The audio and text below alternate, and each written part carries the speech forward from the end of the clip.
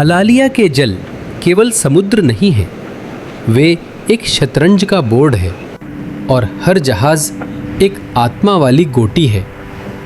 एक और है 60 फोकियन जहाज, हल्के, तेज और धारदार तलवारों जैसे।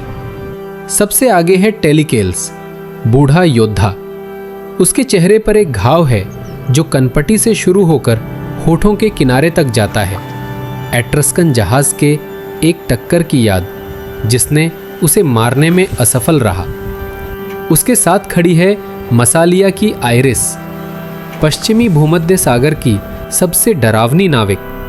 कहते हैं कि वो एक पेंटेकॉन्टर को उसी सटीकता से मोड़ सकती है जैसे एक बाज अपने शिकार पर झपटता है। और फोकायोन के अग्रभाग पर खड़ा है युवा और लापरवाह मेनेंद्रो, जिसकी एकमात्र रणनीति है हमला करना या कोशिश करते हुए मर जाना। उनके सामने खड़ा है दो ऐसी दुनियाओं का गर्जन जो कभी साथ नहीं लड़ी थी।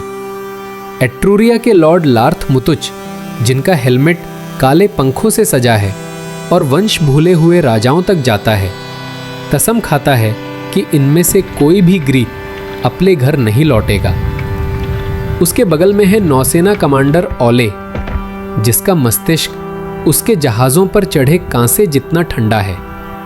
वो महिमा नहीं चाहता, वो चाहता है विनाश। दक्षिण से बैंगनी पालों के साथ आता है कार्थेज का बंदरगाह स्वामी माओन। उसकी डेक पर लीबियो फोनिशियन भाला फेंकने वाले हैं, वे लोग जिनका कोई देश नहीं है और जो मानव मांस में अपने कांटे ऐसे घोंपते हैं जैसे मछली पकड़ रहे हों। 60 बनाम 120। फोकियन के पास संख्या नहीं है, उनके पास है गति, उनके पास है क्रोध। उनकी रणनीति है डायरेक्ट क्लोज, दुश्मन के किनारों को सर्जिकल सटीकता से चीर देना, और पेरिप्लोज, जैसे भेड़िए बैल को घेरते हैं, चप्पू काटना, पतवार तोड़ना, विशाल जहाज़ों को निष्क्रिय करना और फिर उन्हें 2 हिस्सों में बांटना। सहयोगियों की योजना अलग है, उन्हें घेरो, संख्या से कुचल दो, उनके जहाज़ों पर चढ़ जाओ और समुद्र को एक कत्लगाह बना दो। क्षितिज पर 2 इच्छाएं टकरा रही हैं, भले ही वे अभी तक भिड़ी नहीं है, और प्राचीन और मौन भूमध्य सागर अपनी सांस रोके खड़ा है।